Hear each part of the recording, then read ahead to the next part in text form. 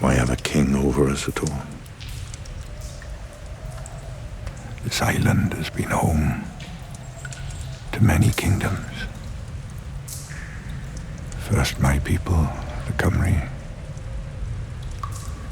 then the Romans, the Vikings, the Angles and Saxons, the Flemish, the Normans.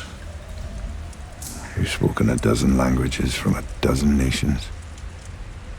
And then this hodgepodge of peoples became England. Now only Saxon may be spoken at England's court. And the oldest tongue of this island is called foreign. And what have we won by swearing ourselves to one king? Have we won peace? Have we won unity? No.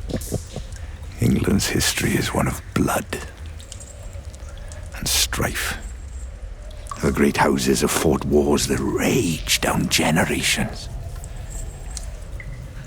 because none can bear to be ruled by the other. Well, let us face that fact. Let us imagine a future in which no prince rules the others, in which all of us are equals. Sovereign princes, ruling our peoples as we see fit.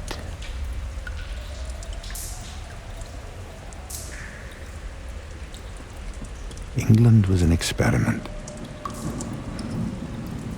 and it's failed, as the centuries of chaos make clear. When we submit ourselves to a good king, we may prosper for a while. When we submit ourselves to a bad one, we may lose everything we have.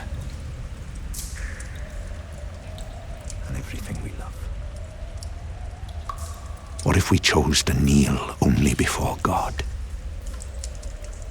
Henry's just a man who stole a crown. Men can be killed. Crowns can be melted down. And we can rule ourselves.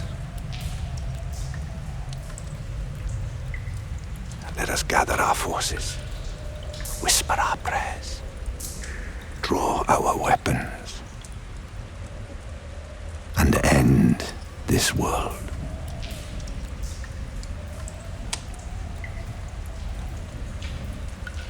Then see what world comes next.